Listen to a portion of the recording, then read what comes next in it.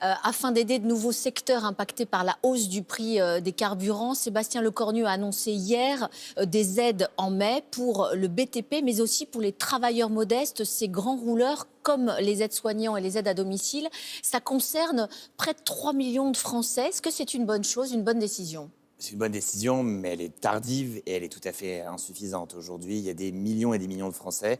Je rappelle que le trajet domicile-travail moyen en France, il est de 50 km. Il y a des millions de Français qui vivent la galère de ces prix de gasoil qui ont explosé, plus 40%, des prix de l'essence qui ont explosé aussi, plus 25%. Et moi, je le dis, je suis élu d'une circonscription rurale, je suis élu d'un endroit dans lequel on ne peut pas vivre décemment avec une essence à plus de 2 euros le litre. Il faut donc aujourd'hui agir, et je crois notamment agir sur les taxes, afin d'éviter cette explosion des prix qui est insupportable aujourd'hui pour des millions de Français, en particulier les plus précaires. Sauf que ce n'est effectivement pas la stratégie du Premier ministre qui a choisi de cibler les aides, les pêcheurs, les agriculteurs, les transporteurs. Pas de chèque global pour les Français. Vous êtes le monsieur budget du Parti socialiste. Vous devriez trouver de la vertu à visser aussi les comptes de l'État. Là, on ne visse rien. La vérité, c'est qu'on fait du budget sur le dos des Français. Regardez la TVA. Grâce à l'inflation, au mois de février, on a eu 2 milliards de TVA en plus par rapport aux prévisions. Parce que l'inflation, c'est un carburant formidable pour le budget. Donc le gouvernement, plutôt que de faire de vrais efforts, notamment d'économie, aussi sur la fiscalité sur les plus riches, décide finalement de se refaire une santé financière sur le dos des automobilistes, des gens qui vont travailler tous les jours. Et moi, je pense aux aides-soignantes, je pense aux infirmières libérales, je pense aux ouvriers intérimaires qui font des très très gros trajets pour aller travailler le matin et qui aujourd'hui voient leur essence exploser, leur gasoil exploser. Ben là, elles vont être aidées. Et ça rapporte des milliards d'euros aujourd'hui à l'État. J'ai calculé que là, si ça a continué là, l'explosion des prix de l'essence, on restait à peu près au même niveau, prix de gasoil et d'essence, c'est une cagnotte de 2,5 milliards qui va être constituée sur le dos des Français. Mais, et puis en plus... Sébastien Lecornu, excusez-moi, il dit mais il n'y a pas de cagnotte, il n'y a pas de surplus. Est-ce que vous dites ce matin, comme Marine Le Pen, finalement que l'État est un profiteur de crise ? En tout cas, c'est le cas, c'était documenté, 2022-2023, forte inflation, très forte recette. Quand l'inflation a reculé, on a eu un trou dans les finances publiques, vous vous souvenez, c'est en 2024. Donc oui, aujourd'hui, l'État a beaucoup plus de recettes grâce à l'inflation. Je le disais, février, 2 milliards de plus de TVA qu'on n'attendait pas, qu'on ne voyait pas arriver grâce à l'inflation. Et en plus, l'augmentation des prix est générale et le gouvernement dit que l'inflation va augmenter de 2%. C'est un institut indépendant dit qu'elle va même augmenter de 4%. C'est donc les recettes de TVA qui vont augmenter de 4%. Je rappelle que la TVA, elle rapporte quasiment 200 milliards par an. Donc tout cela, mis bout à bout, c'est des moyens supplémentaires. Donc moi, ce que je dis, c'est qu'il faut limiter cette hausse en baissant les taxes sur le carburant pour les Français qui travaillent. Et l'État ne sera pas lésé. Il y aura quand même une augmentation de ses recettes. Et cette augmentation sera modérée et elle permettra aux Français qui travaillent de s'en sortir. Car aujourd'hui, on a une situation qui, je crois, est particulièrement critique. Et pourtant, le gouvernement a annoncé 6 milliards d'euros d'économies pour compenser justement le coût de la guerre au Moyen-Orient. 4 milliards pour l'État, 2 milliards pour la sécurité sociale. Vous dites quoi ? C'est le bon dosage ? C'est inutile ? C'est trop ? Écoutez, moi je ne sais pas d'où sort ce chiffre. On nous parle d'une augmentation des taux d'intérêt. Elle était déjà prévue dans le dernier budget. On n'a rien transmis à la Commission des finances. On a un PowerPoint avec 3 mots. Donc je ne sais pas d'où sort ce chiffre de 6 milliards. Donc vous dites il se constitue, en plus de la cagnotte qu'il a, il se constitue un surplus, un petit matelas ? Moi c'est très clair, c'est un exercice général d'enfumage. On nous enfume avec ce chiffre de 6 milliards. Pour finalement expliquer la raison pour laquelle on ne prend pas la mesure qui s'impose, celle de baisser les taxes sur le carburant.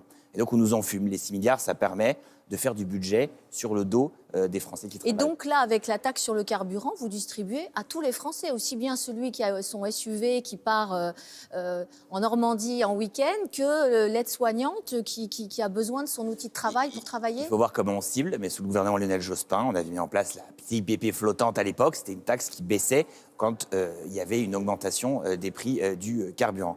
En tout cas, aujourd'hui, il y a une situation qui n'est pas acceptable. Je vous le dis, il y a toute une France aujourd'hui qui gagne moins de 1 700 € par mois, qui prend sa voiture tous les jours, qui fait 50-60 km par jour pour aller travailler. Cette France-là, elle ne peut pas s'en sortir. Donc cette France, il faut l'aider. Et l'aider vraiment. Et ce n'est pas les maigres aides qui ont été accordées par le gouvernement hier. Sébastien Lecornu souhaite s'atteler au plus vite aussi à la préparation du budget 2027. Certains plaident à nouveau pour un accord de non-censure du gouvernement avec le Parti socialiste notamment. Est-ce que vous, je le répète, qui êtes le monsieur budget du Parti socialiste, est-ce que vous dites oui sur le principe ? Écoutez, nous, on a toujours été ouverts à la discussion. Maintenant, le prochain budget va devoir faire des choix importants. Il y a effectivement la guerre, il y a la crise du pouvoir d'achat qui est aujourd'hui gigantesque. Quand je vous rappelle le prix de l'essence, l'augmentation générale des prix, notamment des prix alimentaires, là on le voit déjà très fortement. Il va falloir faire des choix. Alors bien sûr, on est dans un Parlement qui aujourd'hui parlemente, donc on va discuter au Parlement du budget. Quand vous dites faire des choix, ça veut dire que vous avez déjà une liste de courses, des exigences sur ce prochain budget ? Écoutez, c'est difficile de savoir ce qui se passera au mois de septembre. Enfin, il est évident que nos priorités, c'est toujours les mêmes. Le pouvoir d'achat, le pouvoir d'achat, le pouvoir d'achat. Et faire en sorte que les Français qui n'ont que leur travail pour vivre puissent s'en sortir. Vous travaillez aussi à une modification de la loi spéciale. La loi spéciale, ça permet de reconduire d'une année sur l'autre le même budget pour en faire un instrument plus souple, capable de tenir 6 mois. Alors, je passe les côtés, difficultés techniques. Est-ce que ce n'est pas une forme de renoncement à essayer de faire pour 2027 un budget utile ? Non, notre plan A, c'est bien sûr que on puissions faire adopter un budget par la négociation, ce qui a toujours été notre position.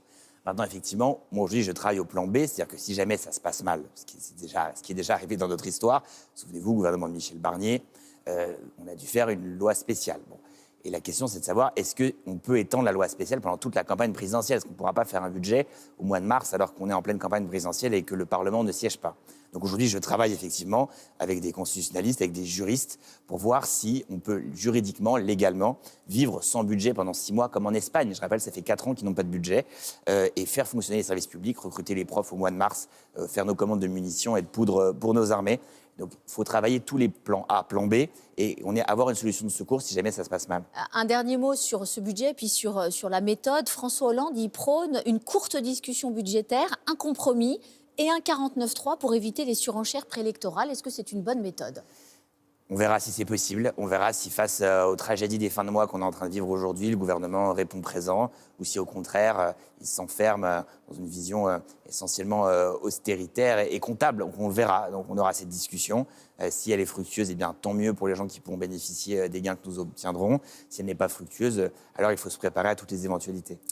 Le PS présente aujourd'hui son projet, 800 propositions qui devront être débattues, amendées et soumises au vote des militants dans les semaines qui viennent. Alors parmi elles, j'en cite quelques-unes, le SMIC à 1 600 € net mensuel, le retour de la taxe Zuxman avec un prélèvement de 2% sur les patrimoines excédant 100 millions d'euros. Est-ce que c'est un PS qui se situe résolument à gauche ?